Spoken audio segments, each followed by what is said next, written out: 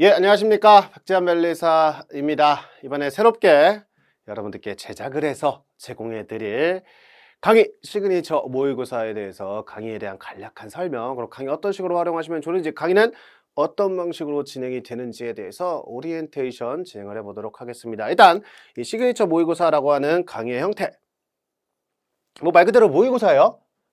이 시그니처 모의고사라고 하는 이 강의의 형태 자체는 사실은 올해 초반에 저희가 계획할 때까지만 하더라도 계획되어 있던 강의 형태는 아닙니다. 네, 저랑 같이 강의를 진행을 하고 있는 상표법을 진행을 하고 있는 최지한 변리사님, 그리고 디자인 보호법을 담당을 하고 계시는 정다운 변리사님이랑 이런저런 이야기를 하면서 특히 수험생분들에게 어떻게 하면 조금 더 수험에 있어서 직접적으로 보다 구체적으로 도움을 드릴 수 있는 새로운 형태의 강의를 제공할 수 있을까라는 고민에 대해서 이야기를 하는 과정에서 현재 수험가에서 모의고사가 너무 좀 정형적으로 이루어지고 있는 감이 없지 않다. 이 모의고사를 보다 실질적으로 활용할 수 있으면 좋지 않을까? 라고 하는 문제제기가 있었고요. 그 문제제기부터 시작을 해서 모의고사가 실질적으로 역할을 하기 위해서 어떤 역할을 할 수 있을까? 모의고사라고 하는 거, 시험 직전에 우리가 실력을 확인한다라는 거예요. 그죠? 시험 직전에 최종적인 시뮬레이션을 한다는 겁니다. 최종 연습을 한다라고 하는 거예요. 최종 연습을 하는 과정에서 그의 출제가 될 수 있는 주요 쟁점들, 특히 많이 출제가 되고 있는, 그리고 많이 최근에 설치가 되고 있는 최신 판례 또는 최근 개정법을 문제를 통해서 같이 한번 정리할 수 있는 시간을 가질 수 있다면은 이 실전 연습이라고 하는 니즈, 그리고 최신 판례, 개정법 정리라고 하는 이 니즈가 동시에 충족될 수 있지 않을까라고 하는 데서 의견이 합치가 되면서 이와 같은 강의를 개설을 하게 됐습니다. 그래서 이 강의에 대해서 간단하게 설명을 드려봤는데, 강의 목표 방금 말씀드린 바와 같아요. 말씀드린 바와 같습니다. 제가 여러 가지 강의를 진행을 하면서 기본 강의를 통해서 입문 1순환과 기본 2순환이다라고 말씀을 드렸었고, 워크북을 통해서 진행을 했던 심화 3순환 강의에서 심화 강의다, 그래서 관련된 핵심적인 내용을 중심으로 판례, 법조문을 정리한다라고 말씀을 드렸고, 객관식, 뷰트커법 객관식을 통해서 실전 연습을 보다 직접적으로 해보겠다라고 하는 4순환 강의를 촬영을 했었고요. 이제 마지막 파이널 5순환이다 라고 보시면 되겠습니다. 최종 연습의 최 5순환이다 라고 보시면 되겠고, 총 4개의 세트를 제공해 드릴 예정입니다. 4개 세트, 특허법 각각 20문제죠 80문제가 제공이 된다라는 거예요. 그리고 각각의 강의마다 각 2강씩, 그러니까 10문제 해설 강의가 진행이 될 겁니다. 그리고 이 해설이 되는 과정에서 중요 개정법 판례를 모두 설명을 드릴 거예요. 그래서 여러분들이 특허법 강의라고 하는 책, 그리고 뷰특허법 워크북이라고 하는 책, 각각 기본서든 서브집이든 선택을 하셔서 지금 개념을, 지금 법리를 계속해서 정리하고 계실 겁니다. 그 과정에서 책이 출간되는 과정에서 이미 설치가 되었거나 이미 법이 시행되었기 때문에 반영된 것들 중에 최근 내용, 좀 넓게 봤을 때는 5년 이내, 좀 좁게 봤을 때는 3년 이내에 있는 개정법이나 판례들, 또는 올해 초반에 특허법 강의가 출간이 됐죠? 그리고 늦봄에 워크북이 출간이 됐습니다. 그 이후에 시행이 된 특허법 개정법 또는 설치가 된 특허법 판례를 문제화했고요. 주요하게 문제화를 했고, 그 내용들을 가지고 정리하는 시간을 가져볼까 합니다. 물론 그 내용들만 갖고 80문제 당연히 안 나와요. 전통적으로 많이 나오는 유형들, 내용들, 여러분들이 많이 실수하시는 거, 그리고 제가 많이 질문을 받는 것들 담아놨습니다. 그렇게 총 80문제가 구성이 되어 있다 라고 보시면 되겠고, 그래서 이런 내용들을 문제풀이와 함께 같이 정리한다 라는 게 기본적인 강의 목표다 라고 보시면 되겠습니다. 그래서 주요 쟁점을 위주로 한 최종 모의 연습이 일단 첫 번째다. 그래서 여러분들 스스로 연습해 보셔야 됩니다. 뒤에 가서 다시 말씀드리겠지만 스스로 연습해 보셔야 돼요.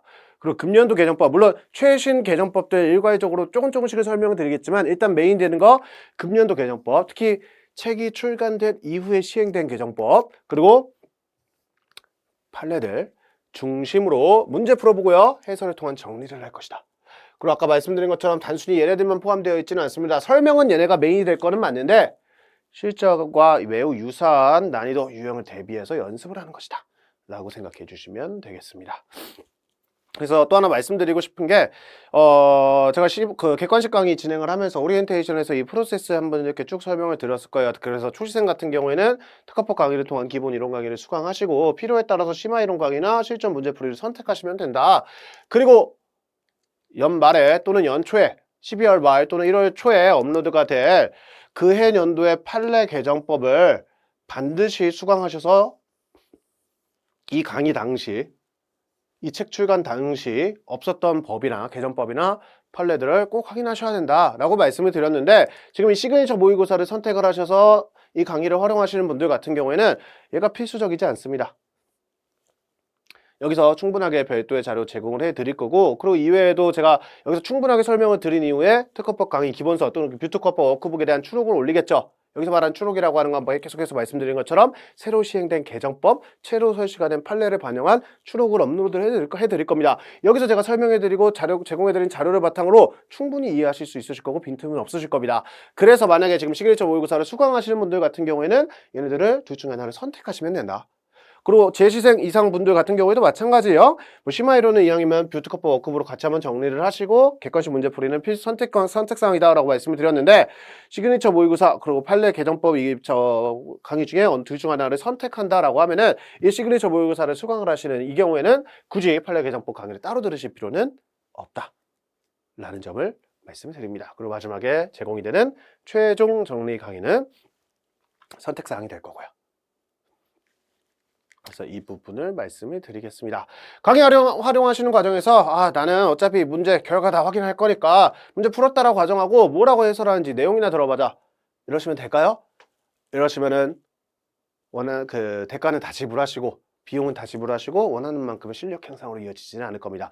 반드시 문제 세트를 풀이하신 이후에 해설 강의를 수강하시길 당부를 드리겠습니다. 메가밸리사 홈페이지에 아직 어떻게 구축이 될지 저도 정확하게는 모르겠으나 간단하게 저도 설명을 들은 바에 의하면은 관련된 페이지에 시험에 응시할 수 있는 응시하기 탭이 있고, 응시한 이후에 해설 강의를 수강할 수 있는 탭이 있고, 그리고 관련된 성적을 분석하는 탭이 있는 것으로 알고 있습니다. 반드시 말씀드릴게요.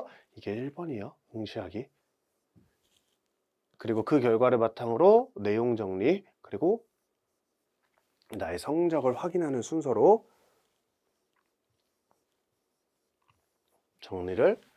강의를 활용하시기를 다시 한번 당부드리겠습니다. 결국에 직접 풀어보셔야 돼요.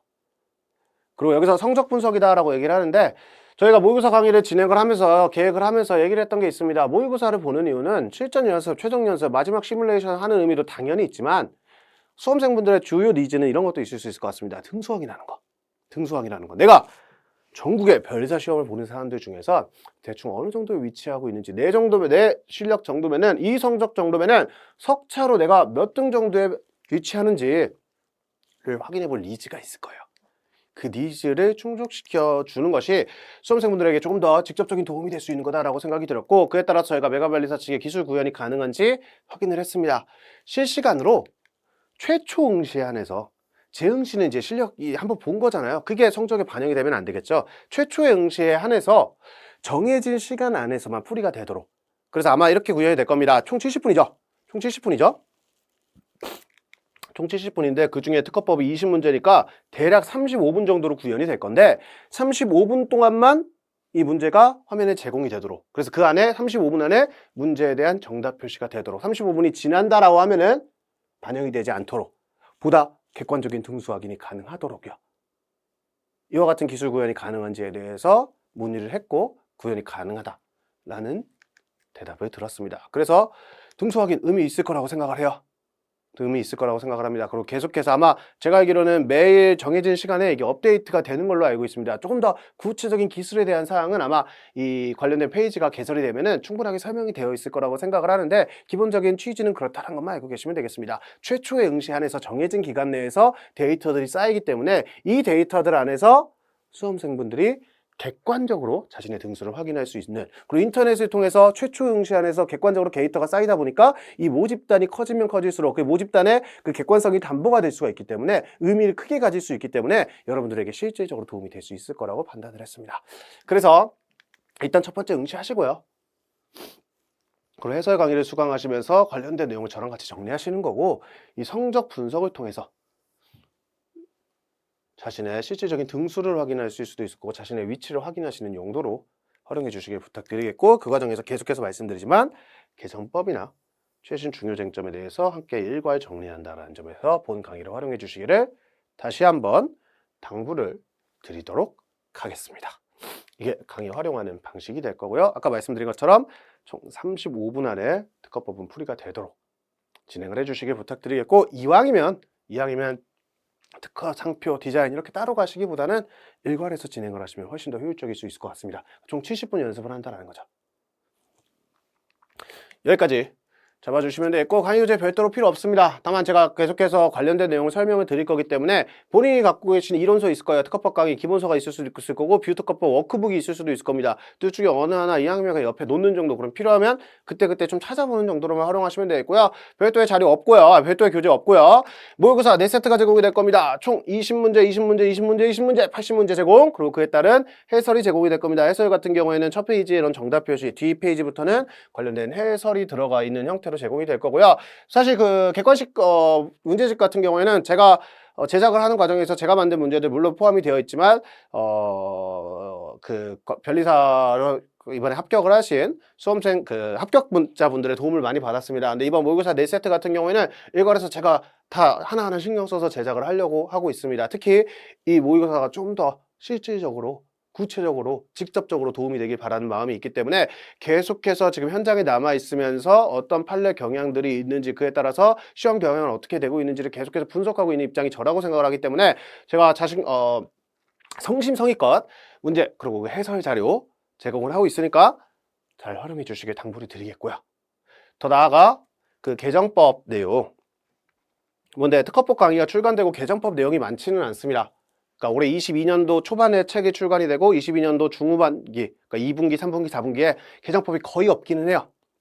간단하게 하나 체크해 드릴 거고, 책에 이미 반영이 되어 있긴 하지만 그럼에도 불구하고 최근 개정법 내용들은 일괄해서 포함을 시켜놨습니다. 그리고 최신 판례도 다 첨부를 해놨어요. 대법원 판례 중심으로. 하급심 사건도 가끔 출제가 되긴 하죠. 근데 만약에 여러분들 그거 한번 생각해 보시죠. 22년도에 특허법원 사건이 나왔어요. 이게 출제될 가능성이 완전히 없다라고 할 수는 없지만 이게 출제될 가능성이 높을까요? 이게 출제가 될 가능성이 얼마나 있을까요? 출제될 가능성은 상당히 떨어집니다. 왜? 아직 확정 판결도 아니니까. 그래서 철저하게 대법원 판례 중심으로 포함이 되어 있다. 필요한 경우에는 여러분들이 좀 아셨으면 좋겠다라고 생각하면은 제가 지금도 아직도 이제 오리엔테이션을 찍고 있는 과정이기 때문에 자료를 계속해서 편집을 하고 있습니다. 필요하다면 제 판단하에 하급심 사건이 몇 개 추가가 될 수는 있겠으나 기본적으로는 대법원 판례를 중심으로 자료가 제공이 되어 있다, 제작이 되어 있다라는 점 알고 계시면 되겠습니다. 예, 여기까지가 근본 강의와 관련해서 어떻게 강의가 제공이 될 것이며 어떤 취지하에서 어떤 목적을 달성하기 위해서 강의가 제작이 될 것인지, 그리고 어떻게 활용하셔야 되는지에 대해서도 설명을 드렸습니다. 이제 오리엔테이션 강의 여기서 마치도록 하겠고요. 1강에서부터 앞서서 설명드린 내용대로 강의를 진행을 해보도록 하겠습니다. 다시 한번 당부드릴게요. 문제 풀이하시고 해설 강의 들으시고, 그리고 아마 이번에 강의가 제작되고 이 사이트를 이용하는 과정에서 UI를 이용해서 가능한 한 수험생분들이 단위별로 효율적으로 이용할 수 있게 여러 가지 기술이 도입이 된다라고 저는 들었거든요.